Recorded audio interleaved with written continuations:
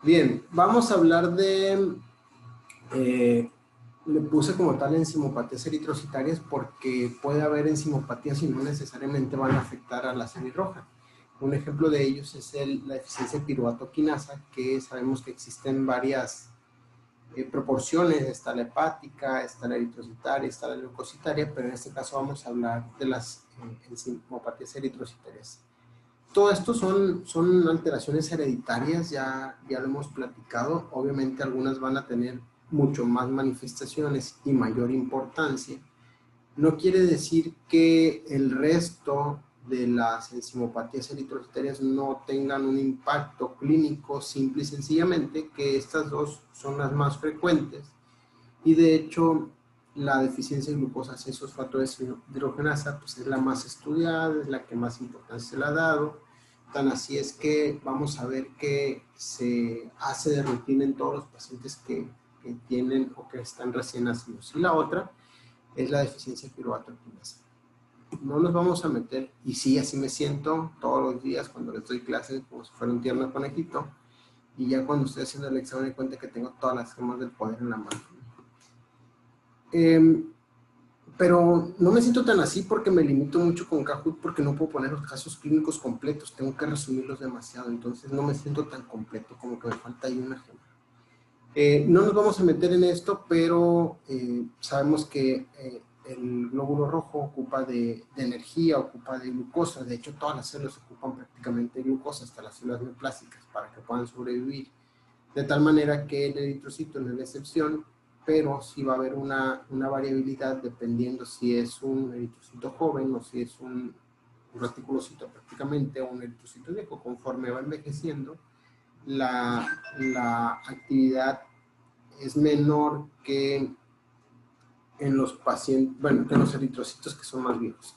Entonces, cualquier alteración que pueda existir tanto en la vía de Enter-Meyer como en el exosoma monofosfato va a ocasionar que los pacientes tengan alguna alteración clínica, principalmente hemólisis. Ya sabemos que esto principalmente nos va a favorecer, nos va a ayudar para que exista la producción principalmente de ATP, y sin ATP pues la célula no va a tener energía. Y la otra es que la deficiencia de glucosa 6-fosfato deshidrogenasa favorecer que cualquier alteración, medicamento, proceso infeccioso, estímulo, haga que el eritrocito no tenga la capacidad o no exista una capacidad de prevenir esa oxidación a nivel eritrocitario, de tal manera que el eritrocito se va a destruir, ¿no? Entonces, tomando en cuenta esto, sabiendo que hay varias formas de donde obtener energía y proteger al eritrocito de la oxidación, vamos a tener las dos principales patologías, ¿no? Y como ya les mencionaba ahorita, la principal es la deficiencia de glucosa 6-fosfato deshidrogenasa. Vean, es la enzimopatía mucho más frecuente. Gracias a las mujeres está ligada al cromosoma X. Generalmente las mujeres, así como en la hemofilia, realmente son las portadoras, y a nosotros son a los que nos pega más. Y como ya mencionamos ahorita, esta enzima, la función principal va a ser proteger al glóbulo rojo de la oxidación. Cualquier cosa puede favorecer que existan radicales libres, radicales de hidrógeno, de tal manera que si no tenemos o existe una deficiencia, ahorita vamos a ver los cortes y algunos puntos, va a hacer que el glóbulo rojo tenga oxidación y de tal manera que se va a destruir. Y vean que sí es importante, o sea, en México existe una guía de práctica clínica, que son las que hace el Seguro Social. Vean, deficiencia de glucosa 6-fosfato deshidrogenasa, tamizaje, diagnóstico y tratamiento. Es sumamente importante porque si no se diagnostica en los primeros días, principalmente, recuerden que al principio el sistema hepático y el sistema nervioso central del bebé es inmaduro. Si el paciente empieza a tener una ictericia muy importante, puede llegar a suceder que ese niño tenga kernípteros, y esto va a ocasionar que tenga penetrancia a la bilirrubina, al sistema nervioso central, y obviamente va a tener alteraciones neurológicas, y esas ya no se van a resolver, ¿no? O sea, el paciente va a quedar con daño neurológico. Entonces por eso es que lo empezaron a hacer y vieron que de todas, si les dieran a escoger de las enfermedades raras, porque no es tan frecuente que suceda, dijeron, pues, ¿cuál vamos a elegir? Por la deficiencia de glucosa 6-fosfato deshidrogenasa. En México se sabe que, dependiendo de la población, puede ser la prevalencia o la incidencia. Sin embargo, un promedio es menos del 1%. Vean, en México se realiza como parte del tamiz neonatal en la primera semana de vida. ¿Por qué se hace esto en la primera semana? Porque más o menos el tamiz tarda una semana. Entonces, en teoría, todos los niños a la semana van a hacerse el tamiz metabólico para que a partir de la segunda semana ya tengamos un resultado, y aquellos pacientes que se sospechen a lo mejor de deficiencia de glucosa 6-fosfato deshidrogenasa, ya se empieza a hacer el abordaje que se requiere para que no tenga esas complicaciones. Y si el bebé tiene ictericia y no es parte de una incompatibilidad, a lo mejor por grupo o RH de la mamá, pues pensar en esto, ¿no? La clasificación, aquí yo también me quebré un poco la cabeza en cómo ponérselos o cómo explicárselos, porque si ustedes se dan cuenta, la OMS la puede clasificar de dos formas. Actividad enzimática. Prácticamente el tipo 1 es el que no tiene nada. Obviamente estos van a tener mayor grado de hemólisis, y esos pacientes van a tener algo que se llama hemólisis crónica no esclerosítica. Es sumamente raro, eso es lo bueno, pero estos van a ser prácticamente como los niños que tienen esclerocitos hereditarios, o sea, van a estar hemolizando y van a tener un montón de complicaciones. El tipo 2 tienen leve actividad, tipo 3 del 5 al 15, y hay unos que tienen hiperactividad, pero eso no quiere decir que sea funcional. Quiere decir que tienen bastante actividad, pero esa actividad es una actividad deficiente, ¿de acuerdo? Entonces, esto no es parte del diagnóstico, esto es parte de la actividad propiamente de la enzima. Ahorita vamos a ver cómo se va a hacer el diagnóstico. Y la variedad clínica, pues son las manifestaciones que va a tener. La ventaja es que casi no hay pacientes que tienen esta variedad, y obviamente va a depender si es de la variedad mediterránea, que si no sé de dónde, que si no sé de dónde, que si es mexicano, etcétera, etcétera. Y lo peor que le puede pasar a ese paciente, pues, es tener una deficiencia prácticamente total de la actividad de la glucosa 6-fosfato deshidrogenasa, porque van a tener todas esas complicaciones que a ustedes se les ocurren. Aquellos pacientes que van a tener hemólisis secundaria a medicamentos, hay cuenta que es prácticamente, esto es como si fuera un rasgo, pues, o sea, con la talasemia y con la drepanocytosis. ¿Por qué? Porque si ustedes se dan cuenta, aunque yo tenga deficiencia de glucosa 6-fosfato deshidrogenasa, ocupo de un evento desencadenante para que este paciente desarrolle hemólisis. ¿Qué drogas? No les quise poner la lista porque son un montón. El que a ustedes les venga en mente en el paciente puede ocasionar hemólisis, y obviamente de los que más se conocen es la primaquina, que se utilizaba para la malaria. Ahí es donde se empezó a ver que tenían un comportamiento muy parecido a aquellos que consumían aguas. La hemólisis inducida por infección, estos mecanismos tanto de por drogas o no los describen. Sin embargo, sabemos que durante este proceso obviamente hay oxidación por los de tal manera que el eritrocito va a tener hemólisis. Entonces, generalmente la hemólisis se va a presentar rápido una vez que, si vamos a suponer el medicamento que se me viene a la mente y que se utiliza todos los días, que es el trimetoprim con sulfametocresol para la infección de vías urinarias, pues el paciente toma Bactrim, y resulta ser que a los 2 días el paciente empieza con hematuria, se empieza a sentir mal, empieza con dolor abdominal, empieza con palidez, con ictericia. Pues a qué se debe, pues simple y sencillamente a esa oxidación secundaria al fármaco. De la misma manera, un paciente que tiene la mejor infección de vías urinarias, ahora bien, infección de vías urinarias más el medicamento, pues obviamente la hemólisis va a ser mucho mayor, y generalmente los procesos infecciosos son la principal causa de que el paciente presente hemólisis. Y si ustedes se dan cuenta, la hemólisis o el favismo, que es por las habas, que principalmente se da por estos dos componentes, que es la vicina o la convicina, realmente se va a presentar de la misma manera. O sea, como habas, y en las 24, 72 horas el paciente empieza a tener una hemólisis. Tanto en la hemólisis inducida por drogas como en el favismo puede haber choque hipovolémico por una hemólisis importante. En estos pacientes se les tiene que dar medidas de soporte, se tienen que hospitalizar y darles transfusiones en algunas ocasiones. Y la otra es que, como les comentaba ahorita, como esos pacientes van a tener deficiencia de la glucosa 6-fosfato deshidrogenasa, pues obviamente dado esa inmadurez hepática, los pacientes obviamente pueden tener la ictericia, y esta ictericia pues no se empieza a metabolizar o no se empieza a excretar de tal manera que si fuera un adulto, como la chava que les conté que tenía drepanocitos, puede llegar hasta 40 de bilirrubina y no pasa absolutamente nada, pero en un neonato arriba de 12, pues ya prácticamente la penetrancia del sistema nervioso central es importante y el niño puede desarrollar alteraciones neurológicas. Entonces, sí es sumamente importante no tanto ver las manifestaciones clínicas, sino poder hacer el diagnóstico. De tal manera que para nosotros hacer un diagnóstico, ya les decía yo que en todos los niños está obligado prácticamente a hacer ese tamiz metabólico para, así como les enseñé ayer por WhatsApp, como dice la gente, lo del rasgo del panocítico, ver si el niño no tiene deficiencia de glucosa 6-fosfato deshidrogenasa. Y aquí yo les pongo algunos niveles de cómo se hace el diagnóstico. Estos son niveles a nivel internacional, donde dicen que valores entre 7 y 8, por debajo de eso ya se puede considerar como deficiencia de glucosa 6-fosfato.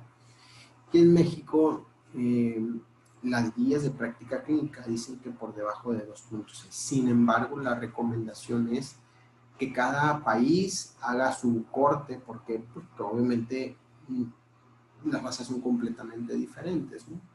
Entonces, eso es sumamente importante y aquí hay dos cortes, uno para la población en general y otro para la población indígena, porque se ha visto que la población indígena a veces es un poco diferente. Y obviamente cuando un paciente que se conoce con deficiencia de glucosa 6-fosfato deshidrogenasa, o a lo mejor que no se conoce, podemos ver anemia analgésica normocrónica, que es lo más común, pero también puede llegar a ser macrocítica. ¿Por qué? Por la propia reticulocitosis, ¿no? Entonces, no es diferente al resto de las anemias hemolíticas, tanto adquiridas como congénitas o hereditarias, pues obviamente todos los pacientes van a tener anemia. En este caso no es microcítica, es normo o macrocítica, tienen reticulocitosis, tienen bilirrubina indirecta elevada y tienen la DH elevada. Aquí, sí, déjenme mover aquí un poquito mouse. Estos son cuerpos de Heinz, son proteínas desnaturalizadas. Aquí simple y sencillamente empiezan a hacerse esos precipitados y estos cuerpos de Heinz van a favorecer que el eritrocito sea mucho más duro. ¿Por qué? Porque el eritrocito no debe tener nada en su interior. Al momento que existe ese precipitado, ese cuerpo de Heinz, al momento de pasar por el vaso, obviamente se va a destruir. Y la otra es que en aquellos pacientes que tienen favismo principalmente o que toman algún medicamento y que hace que el paciente hemolice, puede haber excentrocitos. ¿Qué quiere decir eso? Que la hemoglobina, por esa hemólisis tan grave, empieza a irse a la periferia. Entonces se puede ver esta imagen. La verdad, soy sincero, yo nunca he visto una deficiencia de glucosa 6-fosfato deshidrogenasa, más lo que dicen los tuyos, y qué bueno que no me ha tocado. El tratamiento de estos pacientes, pues, ¿qué creen? Pues nada, simple y sencillamente decirle pues, que no coma habas, que no coma cosas que tengan oxidantes, que no tome medicamentos, que no se enferme, pues como dicen, pues para qué nací. Entonces, prevenir es lo de estos pacientes, o sea, decirle qué cosas no tiene que hacer. Generalmente el evento se autolimita una vez que suspendes el medicamento, a los 4 o 5 días deja de hemolisar el paciente y en este tiempo, si el paciente requiere transfusión, hay que transfundirlo. Ojo, aquí las guías de práctica clínica dicen, si está menor de 7, transfúndelo, pero no estoy completamente de acuerdo. ¿Por qué? Porque puede ser un paciente que a lo mejor tenía hombre, deportista, que tenía 15 hemoglobina y tiene 8.5, dicen, bueno, la guía dice que es menor de 7, sí, pero si está con datos de síndrome anémico, independientemente del número de la hemoglobina, hay que transfundir al paciente. Generalmente, casi siempre se tiene que valorar al paciente transfundir con la sintomatología. Sí hay guías donde te dice al paciente, si tiene menos de 7, eso es invariable, hay que transfundirlo. ¿Por qué? Porque no estás favoreciendo una buena perfusión.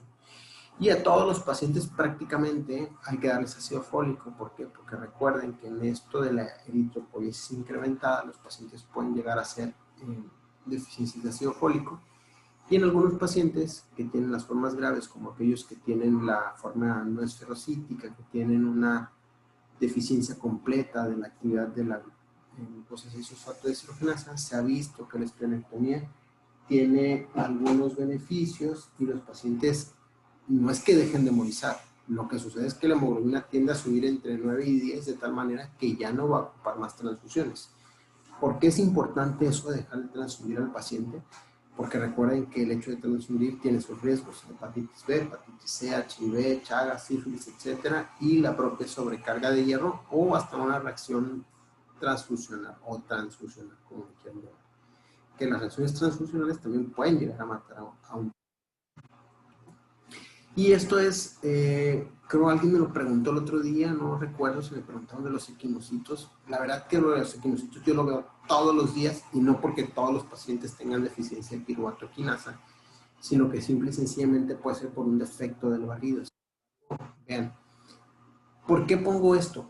Vean, deficiencia de piruvato quinasa es la anemia hemolítica hereditaria no esferocítica más frecuente. No quiere decir que sea la anemia o la enzimopatía más frecuente. La más frecuente es la deficiencia de glucosa 6-fosfato deshidrogenasa. Pero, a diferencia de esta, aquí sí vemos esferocitos. Aquí hay esferocitos, aquí hay esferocito. Creo que nada más son los únicos dos que se ven. Acá hay otro que no se alcanza a ver completamente. A diferencia de la deficiencia de glucosa 6-fosfato deshidrogenasa, sí, yo sé que aquí dice que es la esferocítica, pero esta es muy poco frecuente. La gran mayoría de la deficiencia de glucosa 6-fosfato deshidrogenasa sí tiene esferocitosis.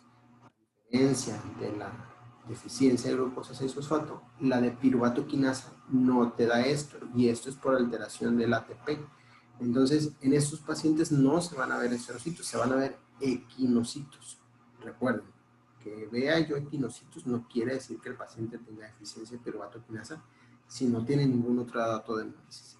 Es algo, algunos dicen que no es rara, pues es sumamente rara. La verdad que yo nunca he visto una ni he escuchado a algún paciente que tenga deficiencia de piruvato quinasa. Y prácticamente el diagnóstico es por descarte. ¿Por qué es por descarte? Porque a lo mejor tengo un paciente que tiene una anemia hemolítica, llega hemolizando, aparentemente no hay una causa, le pido prueba de Kunz, la prueba de Kunz está negativa, pedimos todo, no está prácticamente a nada. Entonces, al momento de que yo en este paciente le mando pedir todos los estudios habidos y por haber, que si para HPN, que si para no sé qué, que si deficiencia de glucosa, etcétera, etcétera, y no encuentro ninguna causa, y se me ocurre por X o Y, porque pues tengo que dar clase o lo que sea, y sentirme como el conejito, pues a lo mejor pues veo el frotis y veo que tiene equinocitos. Entonces, en un paciente que tiene prueba con negativa, que tiene todo completamente negativo, pues digo, no tendrá deficiencia de piruvato quinasa. Y complicadamente lo que tengo que hacer es mandar pedir cuantificación de piruvato quinasa. Si me sale bajo, pues prácticamente estoy haciendo el diagnóstico.